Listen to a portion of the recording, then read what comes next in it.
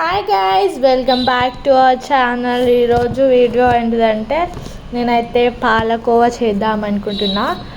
అది కూడా మా మమ్మీకి తెలియకుండా. అది ఎలా ఉన్నా నేనే తినాలి. సో ఇప్పుడైతే ప్రిపేర్ చేద్దాం. Let's go guys. నేనైతే 1/2 లీటర్ మిల్క్ తీసుకున్నా అనమాట. మీ దగ్గర లీటర్ ఉంటే లీటర్ కూడా తీసుకోండి.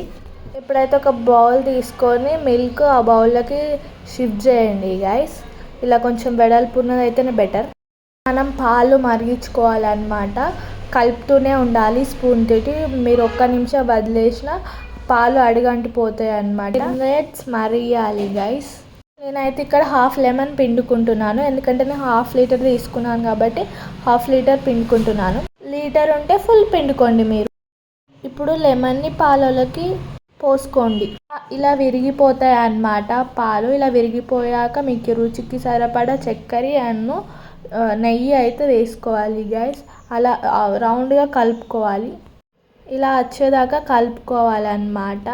ఒక్క నిమిషం కూడా వదిలేయద్దు కలపకుండా. మీరు బాగా కలిపితే ఇలా వస్తుందన్నమాట.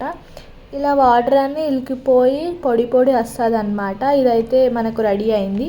ఇలా ప్లేట్కి నెయ్యి రాసుకోవాలన్నమాట. మీ దగ్గర మౌల్డ్ ఉంటే మౌల్డ్ పెట్టుకోండి. తర్వాత ఆ మిశ్రమాన్ని మంచిగా డెకరేట్ చేసి ఫ్రిడ్జ్లో పెట్టేయండి గైస్. ఇప్పుడైతే కలాకండ్ రెడీ అయిందనమాట. చూసారు కదా ఎలా సెటిల్ అయిందో అది.